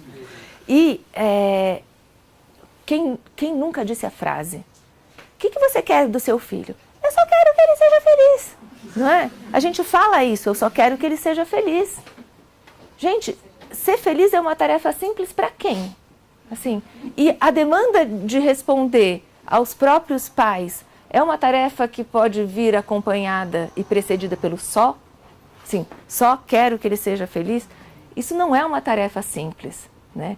Esse cara está absolutamente demandado o tempo inteiro a se mostrar satisfeito, porque isso nos fala da nossa condição de pais. E aí a gente vai ajudando ele a estar rapidamente satisfeito. Então, filho, você não quer? Então toma. Então, filho, você não quer? Então espera. E depois a gente reclama muito que eles falam, mãe, tô com tédio. Ai, não tenho nada para fazer. Você fala, bom, e por que você está me dizendo que você não tem nada para fazer? Faz você uma coisa. Só que qual é o momento que a gente deixou esse cara se virar com o tédio dele? Qual foi a hora que a gente transmitiu, espera um pouco. Não, eu não quero, eu vou sair com a minha amiga, eu não quero ver a Frozen. Eu quero fazer outra coisa. Mas não, você precisa, você tem que. E isso vai tecendo um jeito de viver com os outros, né? Que a gente responde pela via do sintoma. E aí a gente adoece uma geração inteira. Olha o aumento do uso da Ritalina, que não deixa mentir. Olha o que foram essas experiências recentes de adolescentes que se suicidaram e de adolescentes que se machucam, enfim. Isso não é uma produção de um sintoma naquele corpinho. Isso é sintoma de uma época, de um modo de lidar. Tem um artigo do Ricardo Caligari na Folha, de uns 2 anos atrás, que fala exatamente sobre o ócio na infância. É bem legal, se você quiser pesquisar. E ele fala sobre, aí ele faz uma análise psicanalítica também, não super. Ele fala da possibilidade de pensar sozinha, saber tornar, a possibilidade de desejar uma coisa que ela não imaginava, e fala também sobre o corpo, sobre a descoberta, sabe, sexual, e os pais não tolherem até isso, a possibilidade da criança, né? Enfim, se eu estou trazendo Sim. Né? Que é o corpo. Sim. Fala, né? E essa possibilidade é isso, a gente fala de repertório, quer dizer, tem que ter uma dose das coisas, né? Lógico que tinha que ser repertório, mas também a gente está falando da criança saber com ela mesma. Né? Sim, não, e ofertar repertório é ofertar experiência. né? E o tédio, ela é uma experiência, e a não satisfação, ela é uma experiência, e esperar o outro é uma experiência. E desfrutar de coisas junto também é, e as coisas podem ser legais ou não. Parece tão simples isso que eu estou dizendo, mas a gente, quando eu estou falando para vocês, eu fecho o olho e fico pensando o que é isso na nossa experiência cotidiana no encontro com o outro. A gente tem uma cidade muito difícil de viver, né? É isso, ó, tá todo mundo aqui e não está em casa, né? E a gente não estava de tarde, porque estávamos trabalhando. E aí a hora que você chega, você já está cansado. Não é simples, não dá para simplificar. É muito complexo, mas não tem outro jeito de ser. Você ia falar. Você começou a entrar no assunto, eu fiquei curioso. Como que é para a psicanálise essa experiência, então, para o indivíduo ser algoritmizável? Quer dizer, deve ter um impacto inconsciente, porque acho que na nossa geração a gente tinha a coisa da contradição, quer dizer, você se construía também se contradizendo, enfim, e se questionando, né? Imagino que isso esteja mudando de alguma maneira. Eu diria que a primeira coisa importante de entender é que quando você é algoritmizável, você interessa para quem te algoritmiza com valor de mercado, né? Você é uma commodity. Então você não é exatamente você. Você é o que você compra, eventualmente o que você vende e o que você veicula. Este lugar para o outro, isso que a gente é para o Google, ensina para a gente o que a gente é para um outro, né?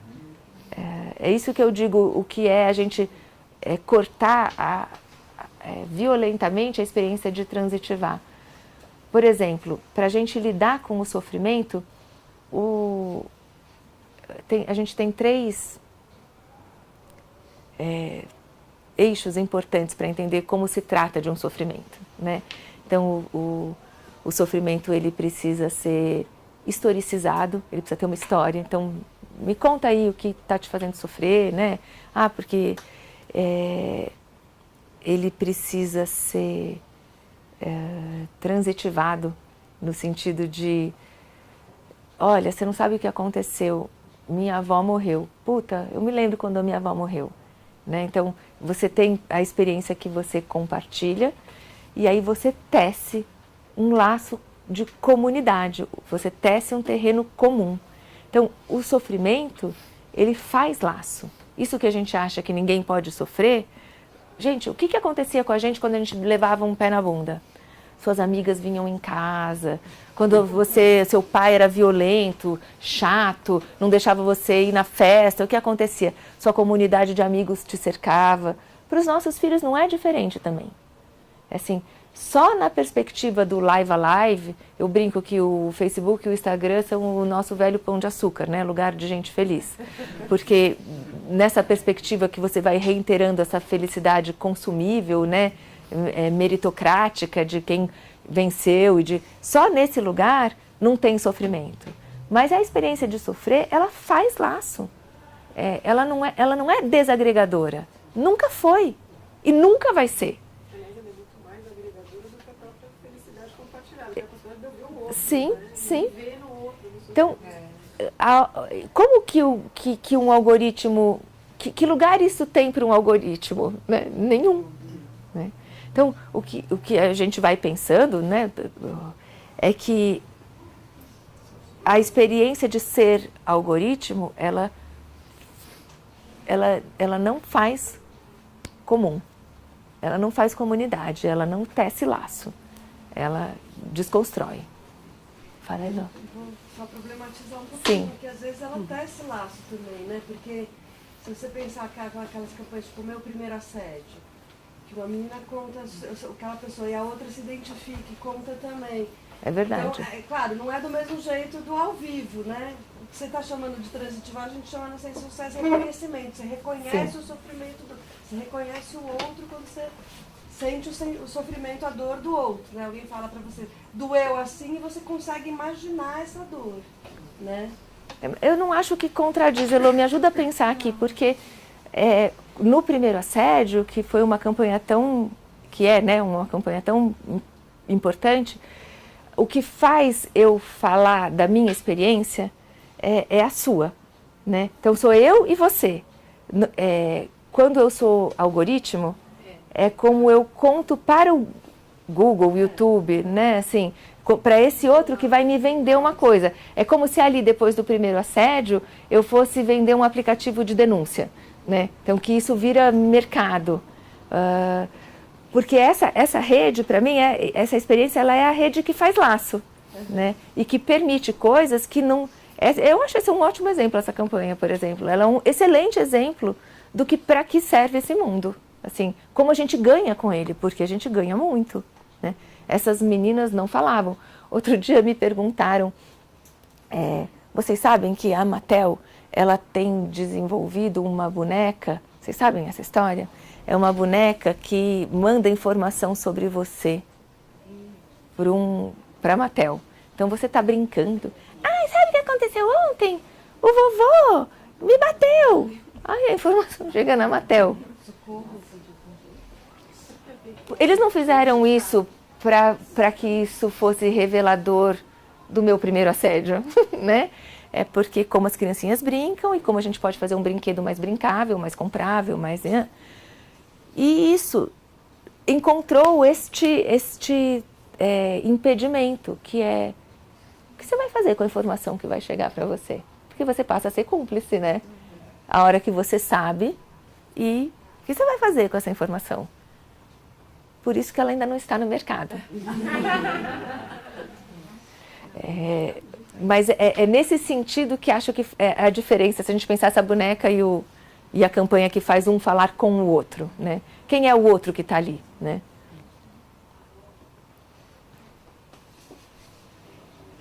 Só falar um pouquinho na questão dos espaços públicos, né? Acho que eu trabalho com crianças que vão com desenvolvimento infantil com crianças para trás, né? E assim, para mim é muito importante, eu uso muitos espaços externos com as minhas filhas.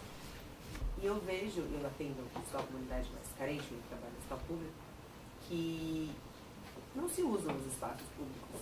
A população mais carente não usa, não tem.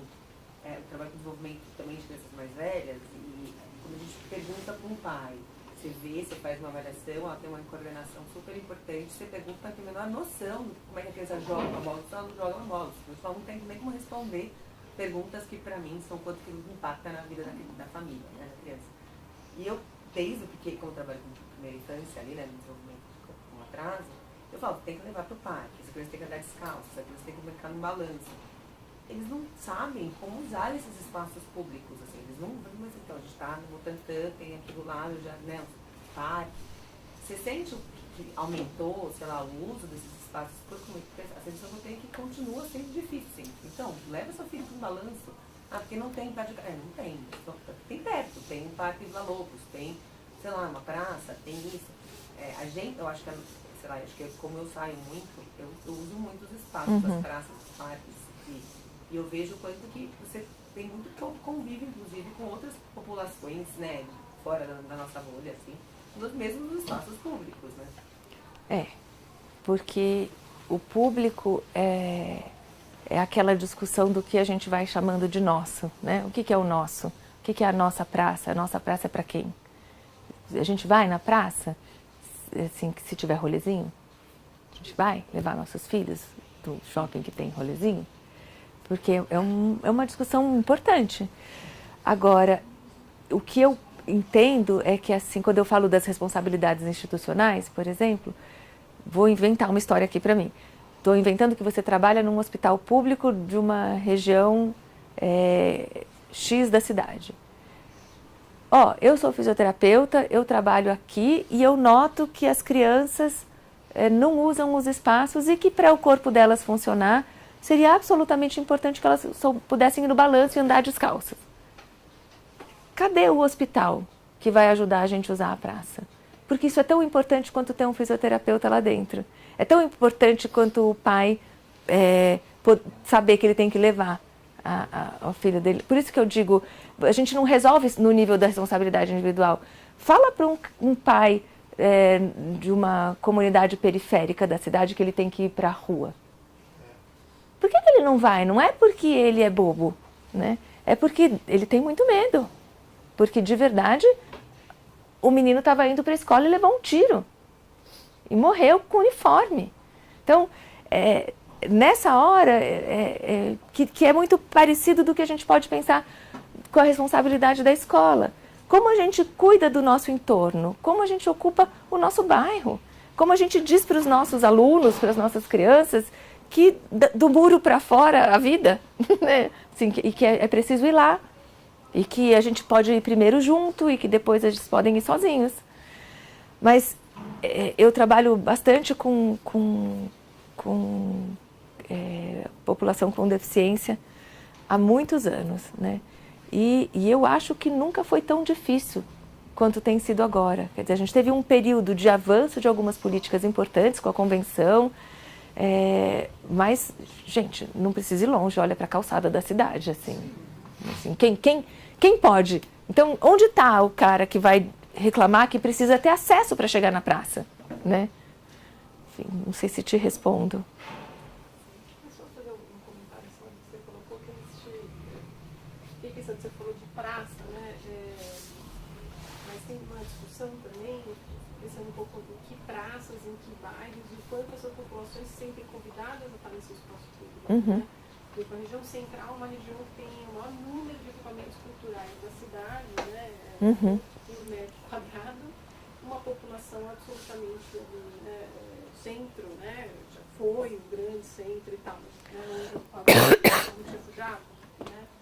E tem uma super discussão de educação dos museus de por que eles não entram, porque aquele espaço não é para eles, não é compartilhado para eles, né? Como é que os educativos, como é que os equipamentos se implicam, né? Eu só fico pensando um pouco nisso, né? Esses dias eu estava no fim de semana, eu sempre saio muito com as crianças também, numa praça aqui no Butantã, absolutamente palhada, de classe média, dando festinha, até sei, nem refleti muito sobre isso. Eu acho legal ocupar, mas assim, uma hora que me deu até com uma amiga minha que morou na Alemanha há muitos anos, ela que me provocou, ela falou, não te dá um pouco dessa uma provocação, não te dá um pouco de aflição, esse monte de festinha de aniversário na praça, enfim, é uma coisa polêmica, mas na hora que deu uma coisa assim, uma super classe média, assim. Eu fiquei pensando um pouco nisso que você provocou, né? Quem ali mais podia fazer uso daquele espaço, estou ocupando a classe média, mas por que ela estava lá e outras populações não estavam, né? E eu acho que tem uma coisa. E eu acho que a Ilana faz uma provocação que eu fiz aqui quando entrei na vila, só fiz uma provocaçãozinha, mas agora você levantou a bola, vou falar que eu acho que eu sou super contente com o projeto da escola, mas uma provocação para a instituição também, né? O quanto a escola se implica ou pensa mesmo a ocupação do bairro com as crianças. Isso é uma coisa que eu perguntei na primeira vez que eu vim aqui, a orientadora olhou para mim e meio, o quê? Mas que vocês saem para pensar o bairro junto com as crianças, vocês, como assim? Né? Não, eu não estou dizendo que é péssimo, a coisa da escola super legal, mas o quanto a gente se implica, a gente família, a gente indivíduo, a gente eleitor, a gente escola num bairro, né? E não estou dizendo que a vila faz isso, eu vejo muita escola, né, por aí, uma amiga falando, vamos no asilo, ter aquela experiência de alteridade, 5 minutos de alteridade na vida da classe média, né, que volta super chorando, que os velhinhos, eu acho que a gente está falando aqui de uma experiência política na cidade, né, de se ver conquistando espaço, de pensar, de transformar o bairro, de pensar espaços públicos junto com a população, né, eu vi experiências assim com crianças, por exemplo, que pensaram praças desocupadas, convidando os vizinhos a pensar como eles iam plantar ali alguma coisa, quem sugeriria, como eles iam cuidar coletivamente. Nossa, é uma coisa que é muito estranho pra gente. Eu vou contar uma história para vocês que eu fico muito implicada nisso que vocês estão dizendo e eu acho que a gente tem que ter um cuidado, assim, de verdade. Vou contar uma história que é absolutamente pessoal. Um dos eventos que eu fiz no meu pós-doc foi um colóquio na USP que chamava Psicanálise nos Espaços Públicos. E que então era um evento para psicanalistas que tinham experiências clínicas no espaço público. Então eu tinha uma e eu organizei com uma outra colega que tinha, minha experiência era em Altamira, a experiência dela era na periferia de São Paulo e a gente chamou o único critério de curadoria para o evento era não é o psicanalista pensando o espaço público, é o psicanalista fazendo no espaço público. E, bom, a gente convidou algumas pessoas e alguns trabalhos. A gente guardou um período de 2 dias, então 4 horas de um evento de 16 horas era uma plenária para todos os projetos que quisessem falar e que não tinham tido lugar na mesa falarem. Entre todas as coisas que a gente fez, veja, é uma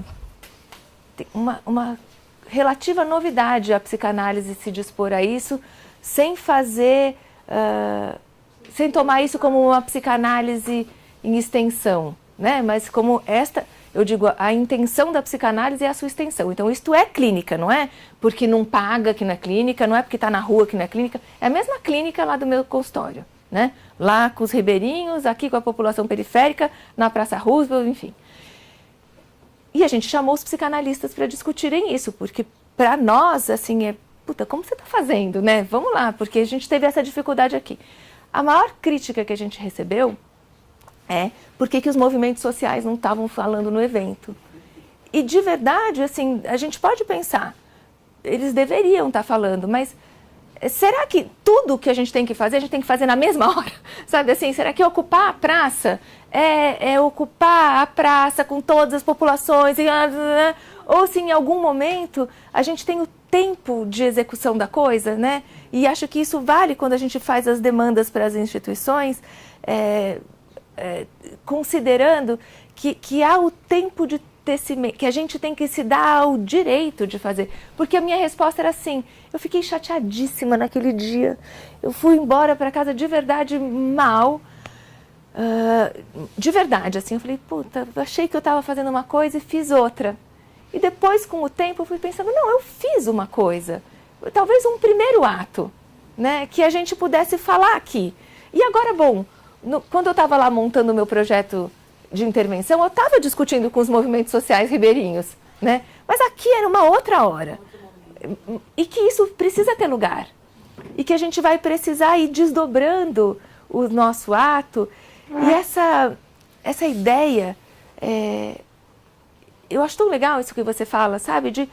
A hora que a gente vai para a rua e que a gente está na praça, é a hora que a gente fala, pô, mas só tem aqui gente igual a mim. Você tem que estar lá para perceber isso, né?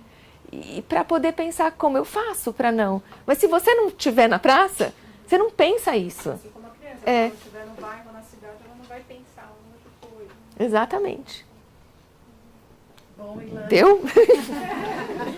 Tá ótima a conversa, mas acho que pelo nosso horário, queria agradecer a sua presença. Eu que agradeço. E a gente vai, enfim, depois trocar mais figurinhas para compartilhar com quem esteve aqui, esses links, essas sugestões de leitura e esses vídeos.